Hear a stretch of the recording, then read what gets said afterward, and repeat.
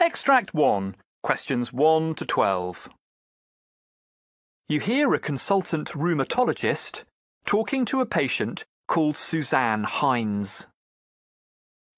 For questions 1 to 12, complete the notes with a word or short phrase. You now have 30 seconds to look at the notes.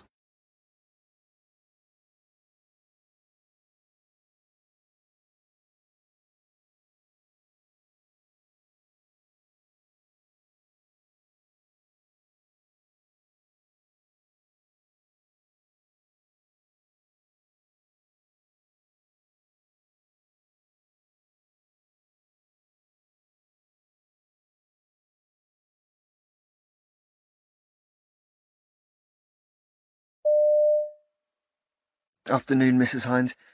Now, you've been referred to me by your GP. That's right.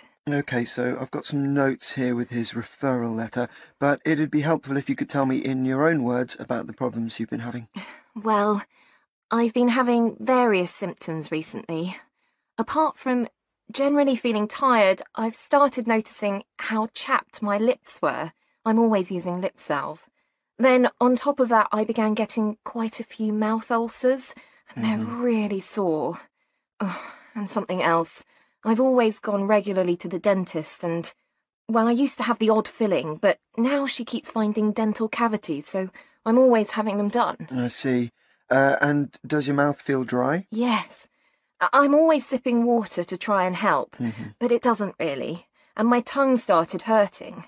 I noticed in the mirror it looks, well, cracked is the way I'd try to describe it. My whole mouth feels different. And you've had some eye problems too, I gather. Yeah, they feel dry too. But then some mornings when I wake up, my eyelids themselves feel, well, sticky. The skin area around my eyes itchy too, and I end up rubbing it. I mean, it's particularly bad when I'm somewhere with air conditioning, like at work. And have any over-the-counter treatments helped? Well, I don't fancy putting ointment round my eye, but I do use eye drops, which help, though the effect soon does wear off. I wonder if the drops are causing other problems, like I keep on getting conjunctivitis, and people mention how tired I look. It's so embarrassing. And what about your vision? Is that affected? Well, I must say strong sunlight really does bother me now. I use sunglasses a lot more than I did, and, well, yeah, thinking about it, things do look, well, cloudy occasionally, and that worries me a bit, actually. Yeah, it must do. Is there anything else you've noticed? What about your throat? Well, it's not really sore as such, but from time to time it feels what I call rough. And when I eat, I've always got to have a drink to hand. It can be hard getting stuff down otherwise, to be honest. I've never used to have any problems swallowing food, but I do tend to panic now if I haven't got something to drink while I eat. I don't know if I'm imagining it too, but I could swear my throat's a bit swollen. It's hard to remember how it was before. And is this affecting your job? Is it making things harder at work? Tell me about it. My voice is often strained anyhow, as, well, I'm a tour guide, so talking most of the day. But everything's making that worse, and I often struggle to be heard. And, well, lunchtimes are always rushed anyhow, but now it's taking me longer to eat, and I've got less time than ever. I do wonder if all my years as a smoker are returning to haunt me. I mean, though I smoked about 10 a day for about 15 years, it's a good 12 years since I gave up. Well, that can only be doing you good. And what about your family? Do you know of anyone having similar symptoms to yours? No, not that I know of. My dad always smoked, and he didn't have any lung problems as I recall. My gran and aunt suffered from rheumatoid arthritis, though. Well, I do remember that. I don't think I've got that, though. My symptoms are completely different. Well, no, but we do need to check possible links. For example, an autoimmune problem. We'll start by checking your saliva production with what's called a saliva flow rate test. Okay, that sounds straightforward. Yes, it's pretty self-explanatory. But I'm also going to recommend a biopsy of your lip, the lower one. Oh, that sounds odd. What for exactly? Well, it'll let us see the salivary gland tissue. Don't worry, you won't feel anything. It's done under local anaesthetic. And you've not had a thyroid function test, so I might recommend that you have one of those, depending on the earlier test results. Okay, fine. Well, anything that sorts out this problem. I mean,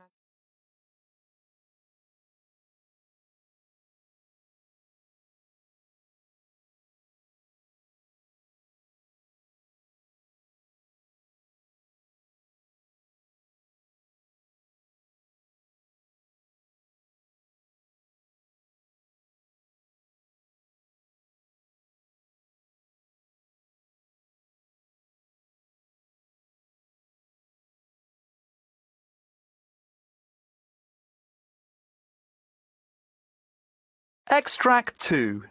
Questions 13 to 24. You hear a gastroenterologist talking to a patient called Toby Smithers. For questions 13 to 24, complete the notes with a word or short phrase. You now have 30 seconds to look at the notes.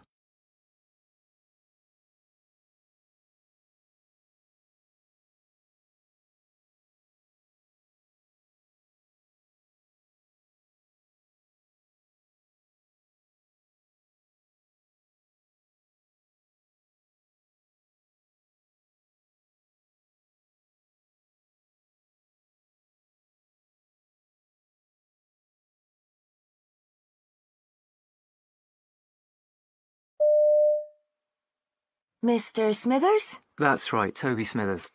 Now, I think you've been having some stomach problems. Yes, that's right, for some time actually. Okay, I've got some notes here, but perhaps you can tell me in your own words about those problems. About any treatment you've been having, or anything else you can remember that seems relevant. Okay. It all started about 9 months ago with a stomach upset. Okay. I thought I'd caught the vomiting bug that was going round. Yes. Basically, I just couldn't keep anything down. No diarrhea or anything, but it was pretty bad. Right. Anyway, it cleared up in a couple of days, and I went back to eating normally. The thing was, though, from that time on, whenever I had a meal, lunch or dinner, I'd feel incredibly sleepy almost before I'd finished, and for about half an hour afterwards. I didn't feel tired as such. I mean, not in the sense of fatigue. It's just that I could hardly keep my eyes open. I see. Were you in any pain? No, none at all. The only other symptom was that I was getting very thirsty, especially at night, so I was drinking a lot. Right. So I went to see the doctor, expecting some simple explanation, but she said my symptoms were quite unusual. Well, not the drinking. She explained that the stomach upset had left me dehydrated. Yes, that's right. But it didn't explain my other main symptom. And the dehydration passed? Yeah, that was just a temporary thing. Then she asked me if I'd ever had stomach cancer, which was a bit worrying. But you haven't? No. But then she explained that there's a condition that has similar symptoms to those I had. She didn't think I actually had that condition, because it generally affects people who've had stomach surgery, and I hadn't. It's called gastric dumping syndrome. Oh, yes. Anyway, what she suggested as, well, like an interim measure, was following the treatment plan for that syndrome, even though I probably hadn't got it. So I had to keep drinking because I needed to keep my fluid levels up. Yes. But not whilst I was eating. So in other words, I had to separate the two activities by about half an hour. Then as for the meals themselves, she suggested an eating regime that she called little and often. So, no major blowouts and no skipping meals either. Sure. Did that help? Yeah, it did, but it was only meant to help me in the short term. Because meanwhile, I had various tests. I gave a urine sample, went for a blood test, neither of which showed up anything untoward. So I just hoped it'd clear up of its own accord. But it didn't. Well, no. The regime worked all right, but as soon as I went back to eating and drinking normally, the symptoms would come back. Okay. So the doctor referred me for an endoscopy. I saw a gastroenterologist for that. He'd looked at my other test results and examined me and everything. Sure. And of course, once the results of that came back, they showed that I'd got Helicobacter pylori. I see. So I went on the course of treatment, the 3 drugs for 2 weeks, 2 different antibiotics and an antacid. That's the combination which gets rid of it. Yes. After that, I went back for a breath test, and that was all clear. So I thought that'd be the end of it, and I'd be back to normal. But you're not. Well, I've given it a couple of months, but the symptoms are the same. Okay. If I stick to the eating regime, I'm okay. When I come off it, I'm back to square one. So I'm thinking, sure, the stomach problem that the gastroenterologist found has been dealt with, but that wasn't what was causing the original problem. And how's this affecting your everyday life? I can live with it. Obviously, it would be different if I was driving for a living or operating machinery, but I'm a teacher, so it's okay. But to cut a long story short, I asked for a second opinion, and so here I am.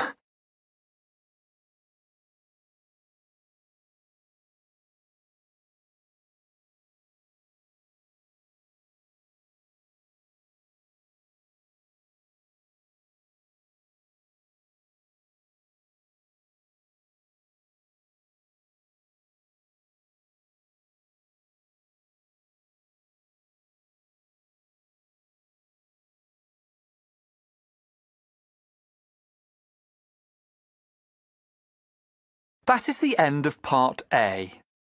Now look at Part B.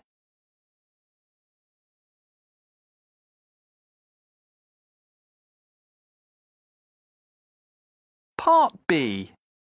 In this part of the test, you'll hear 6 different extracts.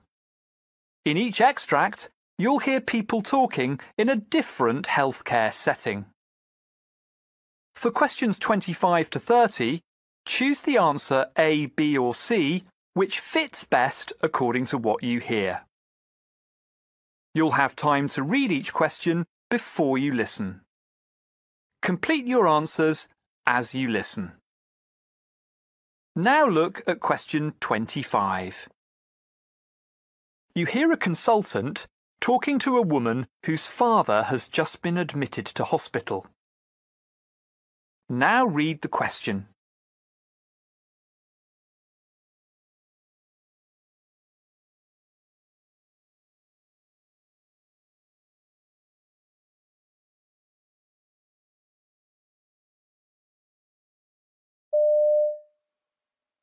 So we've talked about the various things that might have caused your father to collapse. A lot of times we investigate multiple symptoms so as to rule out any life-threatening conditions. So it could take some time to get to the bottom of the problem? Possibly. In the meantime, he's quite stable now, and we're encouraged by the progress that he's making. Well, I'm glad to hear that. But at least he's not in any great discomfort, is he? According to the assessment at the bedside by his nurse, his pain is well controlled, and we'll try to keep his sedation at an adequate level until we're ready to begin treatment.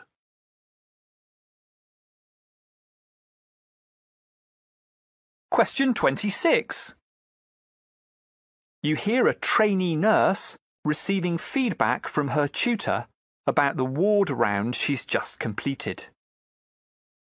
Now read the question.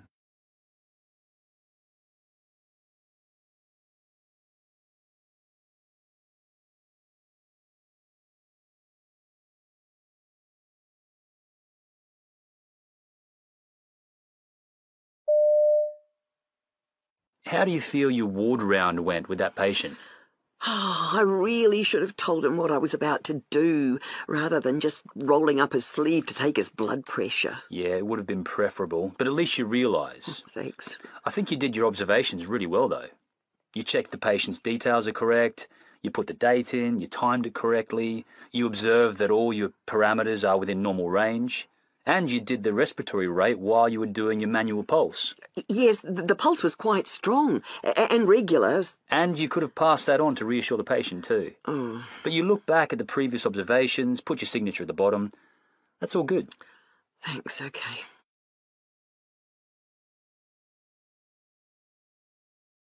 Question 27. You hear a hospital nurse briefing a colleague about a patient with chronic obstructive pulmonary disease. or COPD. Now read the question.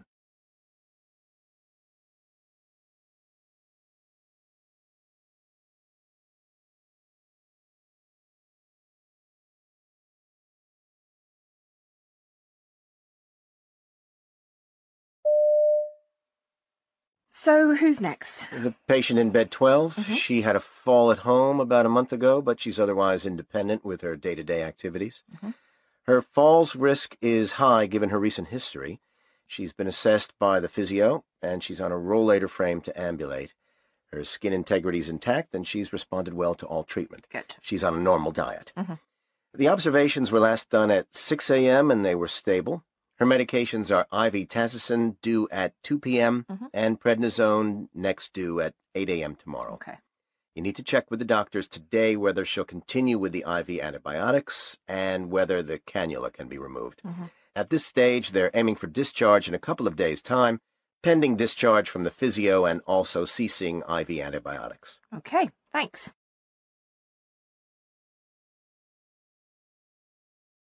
Question 28. You hear two hospital managers talking about a training session for people who do voluntary work with patients. Now read the question.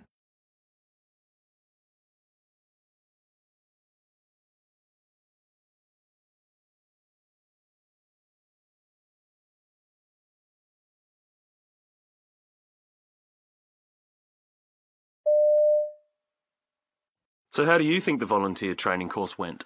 Well, we had a reasonable turnout, considering that these people already give up their free time to drive patients to appointments, visit inpatients, all sorts of stuff like that. It's quite a lot to ask. It's a wonder so many managed to fit in the training too. And they did seem to get something out of it, if the feedback sheets are anything to go by. From my point of view, though, I just wasn't sure whether it went into issues like customer care, confidentiality, that kind of thing, you know, in enough depth. Well, that's something we can always look into before we roll out any more. Well, I think we should.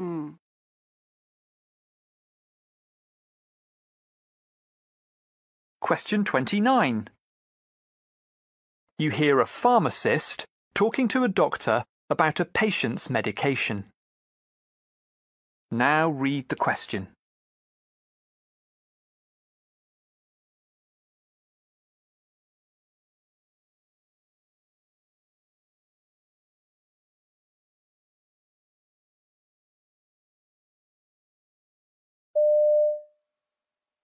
Sorry to bother you, Dr. Baker.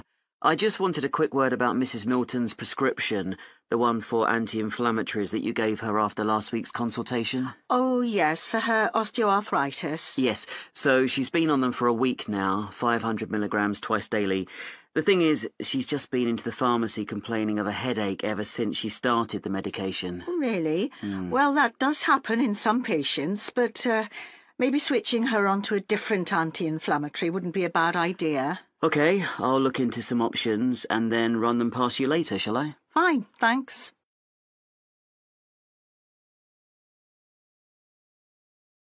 Question 30. You hear a surgeon talking to a member of his team as they are finishing a surgical procedure. Now read the question.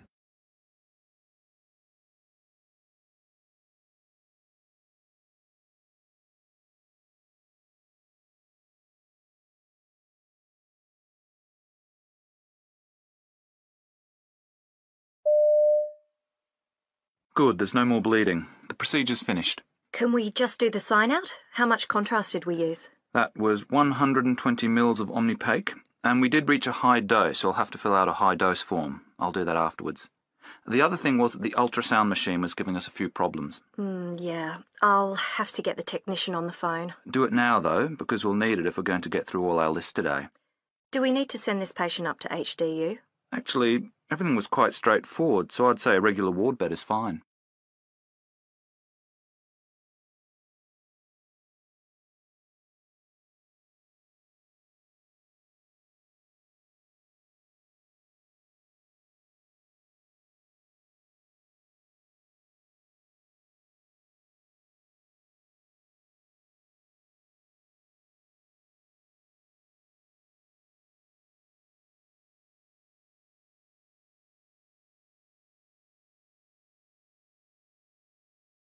That is the end of Part B.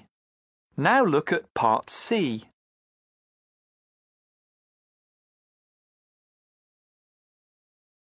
Part C. In this part of the test, you'll hear two different extracts.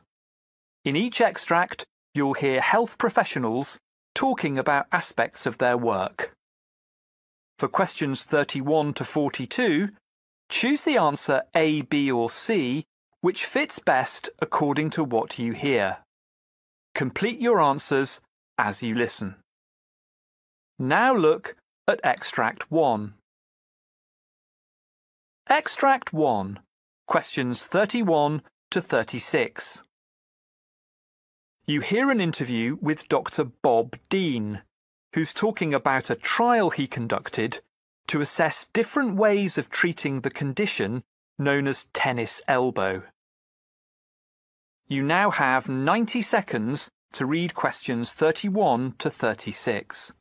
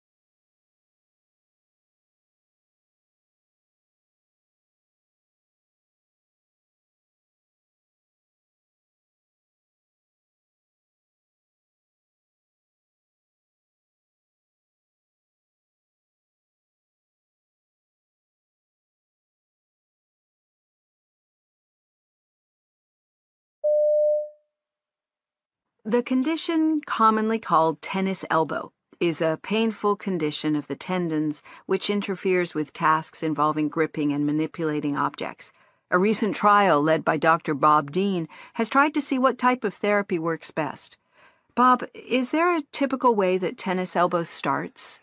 It's a very common condition, but apart from tennis players themselves and people working in industries where they do certain manual tasks, it's surprisingly difficult for patients to pin down the actual start of the pain. And even with those high-risk activities, it's generally something that comes on over a period of time. In tennis, it used to be said it was down to the player's grip or the type of racket they were using, but nobody's really researched that thoroughly. There are plenty of guidelines out there, but they're not evidence-based. When somebody has pain, then modifying their tools, whether that's a tennis racket or something at work, may well help, but that doesn't necessarily mean there's a causal link. So what was your approach in the trial you conducted? Well, we divided our patients into 3 groups. One group followed a physiotherapy program, another was asked to do nothing to see if the condition just went away by itself, the wait-and-see group we called them, and people in the 3rd group were given steroid injections. The physiotherapy we used was a specific elbow manipulation. The therapist applies manual force to the elbow joint, and at the same time, the patient actually performs the kind of task that causes the pain. The aim is to apply the force in a way that relieves that particular pain. But just as important is the physical activity the therapy calls for, because in most tennis elbow patients, their muscle system's quite debilitated. And I understand that complete rest wasn't seen as an option? Instead, you described something called smart rest? Resting's an interesting thing. Immobilizing the arm in a sling is probably the worst thing anyone with tennis elbow can do. In fact, resting most muscular skeletal pain isn't good. What we advocate is something called smart rest, and what this means is being as lively, as dynamic as possible, but not hurting the elbow. An example is where patients avoid picking things up with their palm facing down, which is classic advice given to anyone with a condition. But patients do need the stimulus of movement to help rehabilitation. And so all our participants were given advice on how to manage their condition ergonomically, even the wait-and-see group. The difference was they didn't get any other form of treatment, whereas our other two groups did. So what were the results? What we found was that steroid injections were more effective in the first 6 weeks, but not after that. The physiotherapy group also reported good results at 6 weeks, comparable to those for the injection group, and much better than those reported by the wait-and-see group. But then, after 3 months, the situation had changed. The physiotherapy group was now reporting better results than the injection group, and, remarkably, so was the wait-and-see group. Indeed, they were catching up all round, so much so that after 6 months, physiotherapy is no more effective than doing nothing. At 12 months, and what's fascinating is that we're the second study to show this, the recovery rate for people who do nothing was 70 to 80%. So what does all this mean for patients? What advice would you give them on the strength of this trial? I'd say, in the first instance, rest the elbow and see how it is in 3 months. If it hasn't resolved itself by then, they're probably one of those 20 to 30% who aren't going to get better. At that stage, I'd recommend they have some sensible physiotherapy. I don't think there's much evidence to support the use of steroid injections until a really good attempt's been made with the wait-and-see approach backed up by physiotherapy. But it's still worth trying at that stage because the alternative could be some quite drastic measures, even possibly surgery. I see. Now, it's quite common for people to think that if something's sore and swollen, they've got to take anti-inflammatories like ibuprofen. Are they right? Well, there have been various studies about this, and what they've found is that there's little evidence of inflammation in tennis elbow. So there's no reason to think that non-steroidal anti-inflammatory drugs are going to be very beneficial. So I suspect that just taking basic over-the-counter pain relief would be at least as successful as taking anti-inflammatory drugs, in the case of tennis elbow.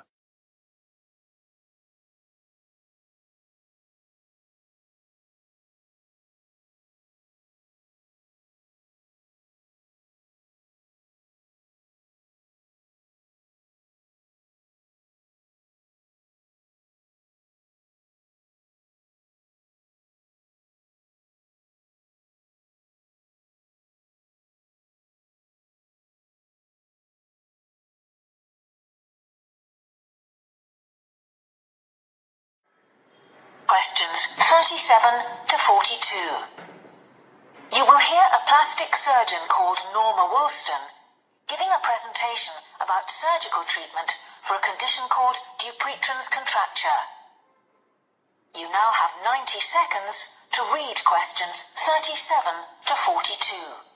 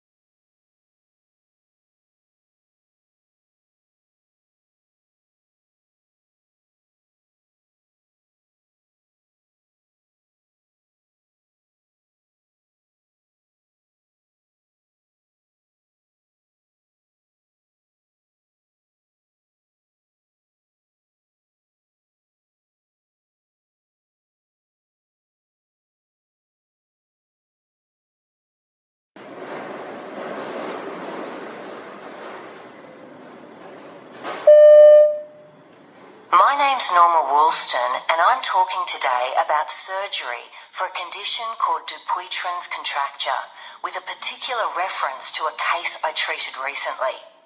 Dupuytren was first described by a French physician of that name in 1834. It's a condition in which one finger becomes increasingly bent in a flexed position. The first sign is a formation of small hard nodules in the palm of the hand, but early diagnosis is relatively unusual because there is no associated discomfort. In its early stages, the condition may respond to steroid injections and physical therapy, but this doesn't necessarily halt its progression. The affected finger often becomes increasingly bent and can no longer be straightened. But patients tend to present with the condition only when manual dexterity is compromised, by which time surgical intervention is indicated. My patient, let's call him Eric, presented with quite an advanced case of Dupuytren's affecting the little finger of his right hand, a relatively common site for the condition, although a physical examination revealed that he was also developing the first signs in the thumb on the same hand. Eric was then a 61-year-old office worker who used a keyboard regularly. There isn't very much published so far on the causes of the condition or what might exacerbate the symptoms, but the digital age doesn't appear to have resulted in an exponential rise in the number of cases reported. Eric was finding the condition inconvenient and uncomfortable rather than painful. It was becoming tricky shaking hands with people, and holding a pencil was becoming a challenge. Eric didn't recall any family history of Dupuytren's. That's not unusual, but doesn't in itself mean that there was none. Indeed, we know that the condition is often present across the generations of one family. But because patients don't typically develop symptoms until late middle age or later, it often goes undiagnosed or doesn't develop to the point where it requires treatment. Indeed, mild symptoms are often attributed to mild arthritis or the general effects of aging and wear and tear. Nor did Eric report any of the other associated risk factors, such as smoking, diabetes, or low body mass index.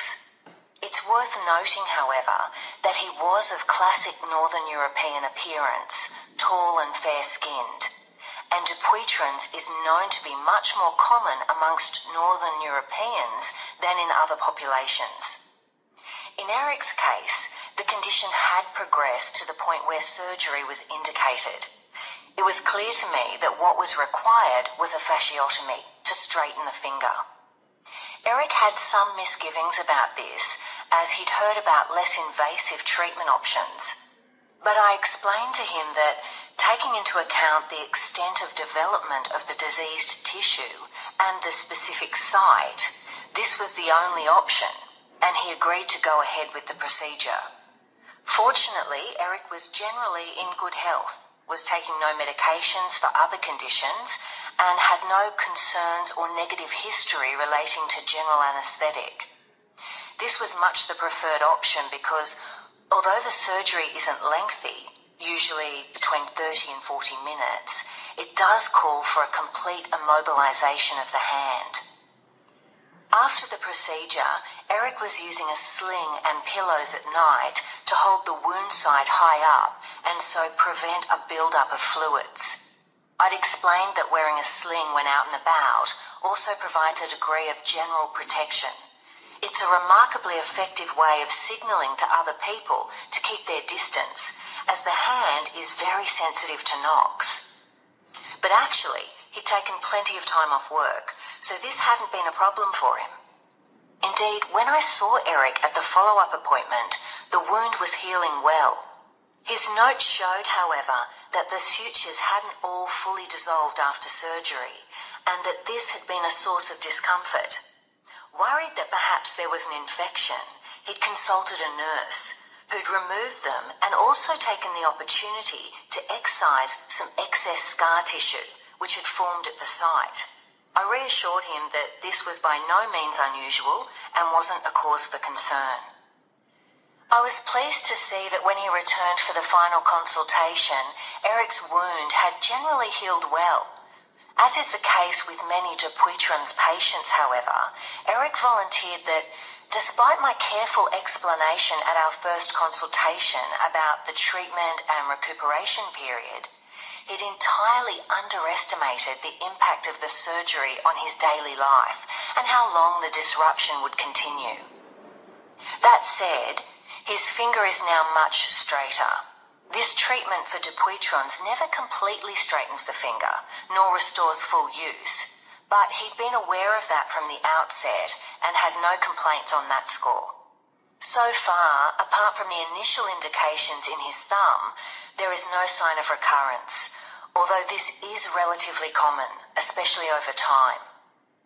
I reflected, however, that perhaps being very familiar with the condition and having performed this kind of surgery many times, I hadn't made it clear enough to Eric exactly what to expect after the surgery. What Eric's case made me realise